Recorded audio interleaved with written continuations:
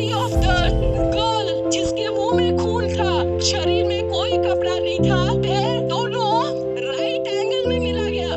एक पाँव बेड के इस तरफ, एक पाँव बेड के इस तरफ मिला गया। चश्मे को कूटा गया जिसकी वजह से आंखों से खून निकल गया। दबाकर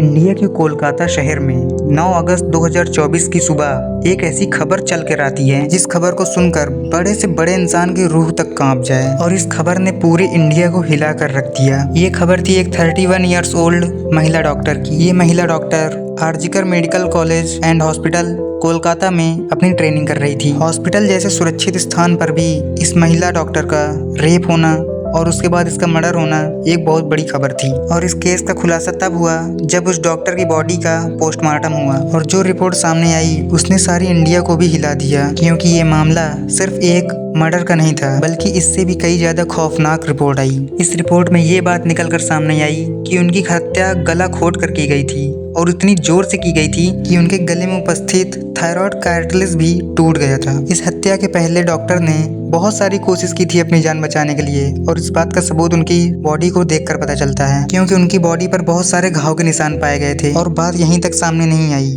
और ये भी बात सामने आई कि उनके प्राइवेट पार्ट्स पर भी बहुत ज्यादा घाव थे। धीरे धीरे ये बात तो सामने आ ही गई थी कि ये केवल एक हत्याकांड नहीं था बल्कि उसके साथ में एक रेप भी किया गया था, और रेप के बाद ही इस खौफनाक हत्याकांड को अंजाम दिया गया। हॉस्पिटल के परिसर में इतनी बड़ी घटना हो जाती है और किसी को कानों कान कोई खबर नहीं पड़ती। क्या उस रात कुछ ऐसा हुआ था जिसे सुनकर आप गुस्से से बौखला जाओगे? क्या वहाँ कोई और था जिसने इस क्रूर हत्याकांड को अंजाम दिया? और अगर था भी कोई तो वो कौन था? इन्हीं सब चीजों का आज जवाब देंगे हम इस वीडियो में, और आपको बताएंगे कि उस रात में क्या क्या हुआ। किसी हॉस्पिटल में ऐसी ऐसी चीजें भी हो सकती हैं जो किसी ने भी सोची नहीं होगी। तो आज मैं इसी बात का पर्दाफाश करने जा रहा हूँ, तो इस वीडियो के अंत तक बने रहिएगा, क्योंकि ऐसा आपके भी घर में किसी के साथ हो सकता है। इस वीडियो को शुरू करने से पहले मैं आप सभी को बता दूं कि मैं उस डॉक्टर को किसी और नाम से संबोधित करूंगा।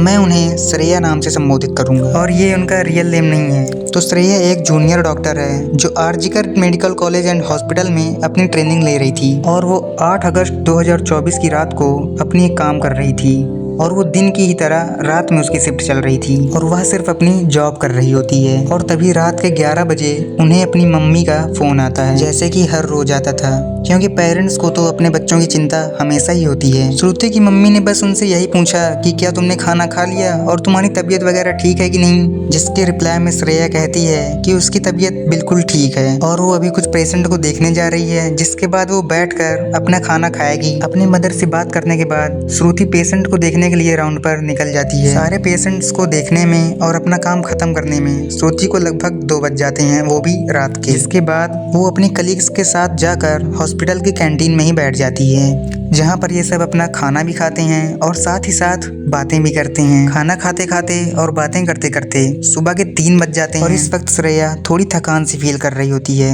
जाहिर सी बात है, रात के 3 बजे किसको नींद नहीं आएगी। तो वो अपनी थकान दूर करने के लिए 4th फ्लोर पर चली जाती है और वहाँ पर सेमिनार में रेस्ट करने लगती है। श्रेया के रेस्ट करते करते सुबह के 7:30 बज जाते हैं, और उस समय भी वो सेमिनार से बाहर नहीं आती है, जो कि बहुत ही ज्यादा अनयूजुअल बात थी, क्योंकि श्रेया कभी भी आधे घंटे से ज्यादा का ब्रेक नहीं लेती थी। हॉस्पिटल का एक वर्कर जो कि सुबह की शिफ्ट स्टार्ट होने से पहले सारे दरवाजों को चेक करता है, वो सारे रूम को चेक करते हुए ऊपर 4th फ्लोर पर सेमिनार हॉल की ओर जाता है। और जैसे ही वो सेमिनार के दरवाजे के पास पहुंचता है और दरवाजा खोलता है, तो उसके सामने होता है एक बहुत ही ज्यादा खतरनाक सा हादसा, जिसे देखकर वो बहुत जोर से चीख पड़ता है। इस वर्कर की चीख सुनकर आसपास के सारे लोग वहां पर इकट्ठा होना शुरू कर देते हैं, और सारे लोग देखते हैं कि सेमिनार हॉल के अंदर श्रेया की बॉडी बिना कपड़ों के पड़ी होती है, और उसकी बॉडी पर बहुत सारे ब्लड के निशान भी हैं। यहाँ पर खड़े सभी लोगों के लिए एक केवल ये ड्रामा सीरियल नहीं था,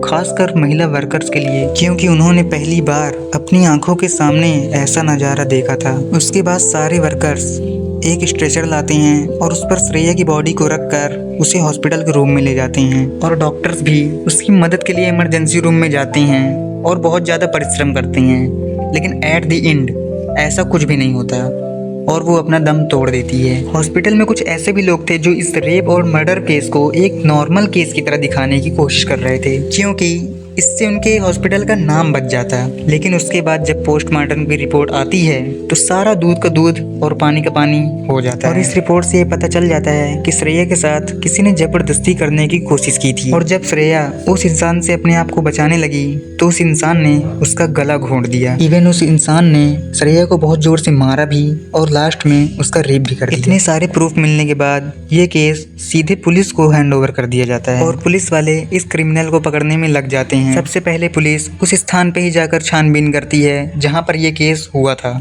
किस्मत से पुलिस वालों को वहाँ पर श्रेया के कुछ नेल्स के ब्लड सैंपल्स मिलते हैं और साथ ही साथ एक ब्लूटूथ नेक बैंड। ये केस और भी जल्दी सॉल्व हो जाता अगर वहाँ पर कोई सीसीटीवी कैमरा भी होता। लेकिन बदकिस्मती की बात ये थी कि वहाँ पर कोई भी सीसीटीवी कैमरा नहीं था। लेकिन जिस रास्ते से इस सेमिनार के अंदर प्रवेश किया जाता था वहाँ पर कुछ सीसीटीवी कैमरा थे। पुलिस वाले इस सीसीटीवी कैमरा में रात के 3 बजे से सुबह 8 बजे तक की सारी रिकॉर्डिंग को चेक करते हैं और इस टाइम के बीच कितने लोग ऊपर गए थे या नीचे गए थे, सारी बातें जानकारी प्राप्त हो जाती है। और सीसीटीवी कैमरा को चेक करने के बाद ये पता चल जाता है कि टोटल 6 लोग इस फ्लोर पर आए थे। और पुलिस वालों को पता लगने के बाद वे लोग इन 6 लोगों को एक एक करके पूछताछ करने के लिए बुलाते हैं। ये पूछते हैं कि वे लोग उस टाइम उस रात में वहाँ पर क्या कर रहे थे। और ये बात भी पूछी गई कि उन्हें कुछ अजीब सा दिखा कि नहीं रात में। और उसी समय ये लोग उन सबका ब्लूटूथ डिवाइस भी चेक करते हैं जिससे ये बात जानकारी प्राप्त होती कि जो ब्लूटूथ डिवाइस वहाँ पर पड़ा था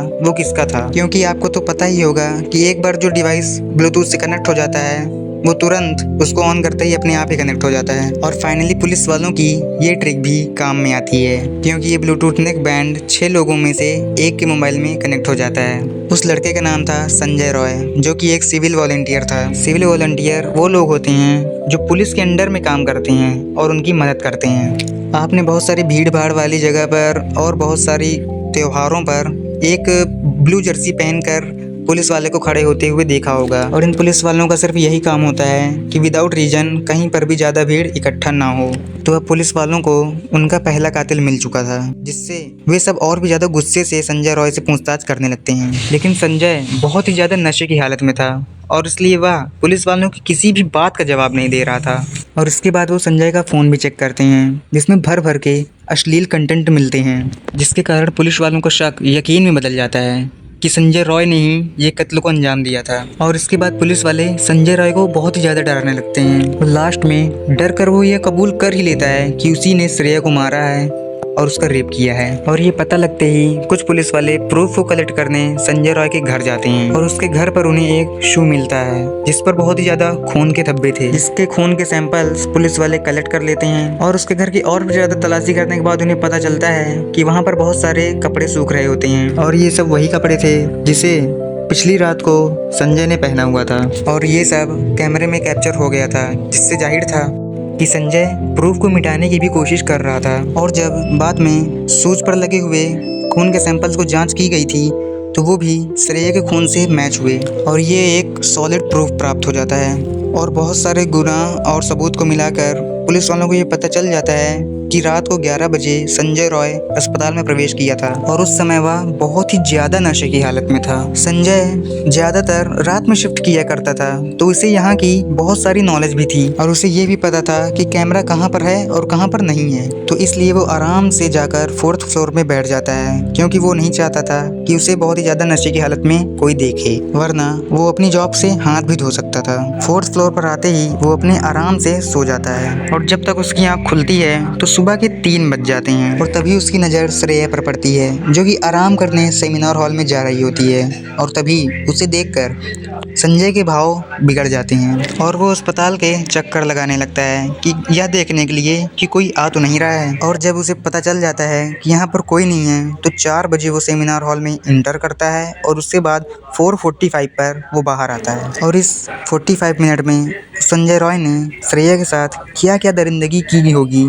वो सोचकर भी किसी की भी रूह कांप जाए। और सबसे ज़्यादा तो उसके पेरेंट्स पर गुजरती क्योंकि वो एकलौती पुत्री थी और उसने उन सबको कितने पढ़ाकर अस्पताल में भेजा था। तो इसलिए पेरेंट्स के लिए कोई खबर सदमे से कम तो होगी नहीं। और दोस्तों ये केस अभी भी ख़त्म नहीं हुआ है और 23 अगस्त तक संजय रॉय को पुलिस कस्टडी में रखा जाएगा। और इस संजय रॉय के साथ क्या होना चाहिए ये आप कमेंट में ज़रूर बताइएगा और अधिक जानकारी के लिए चैनल को सब्सक्राइब भी कर लीजिए।